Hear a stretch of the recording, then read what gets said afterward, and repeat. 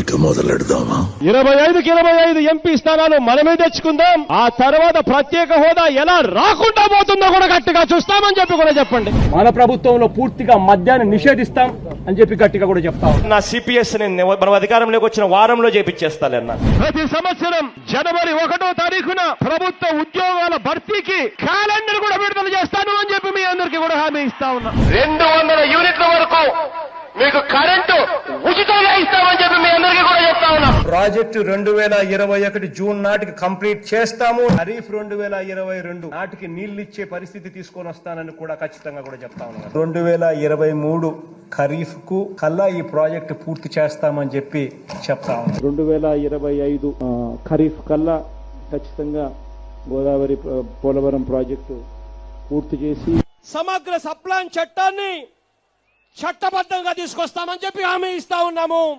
3వ వంతు నిధులు బీసీలకు కేటాయిస్తాము అని చెప్పి హామీ ఇస్తా ఉన్నాను మీ అందరికీ. ఇలా ఉట్టి బీసీలకే 139 కార్పొరేషన్లు పెడతామని చెప్పి మీ అందరికీ హామీ ఇస్తా ఉన్నాం. పంట వేసే ముందే పలాని రేట్లకు కూడా పలాని రేట్లు అని చెప్పి రేట్లు కూడా ప్రకటిస్తాం.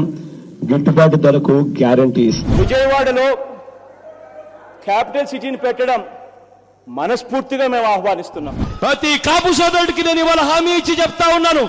చంద్రబాబు నాయుడు గారి 5 సంవత్సరాలలో ఏదైతే కాపు కార్పొరేషన్ కోసం నిధులు ఏదైతే కేటాయించాడో ఆ నిధులకు రెట్టింపు నిధులు కేటాయిస్తాను అని చెప్పి మీ అందరికీ కూడా హామీ ఇస్తా ఉన్నా.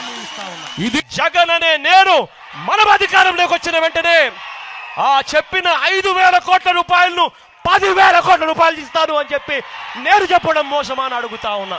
సౌమ్యుడిగా పేరు పొందిన ఎక్స్ ఎంపీని అతి కిరాతకంగా ఇంట్లోకి చొరబడి గొడ్డలి తీసుకొని నరికి అత్యంత దారుణంగా చంపడం అన్నది ఇంతకన్నా దారుణమైన విషయం ఎక్కడా ఉండదు. కరెంటు ఛార్జీలు బాదుడే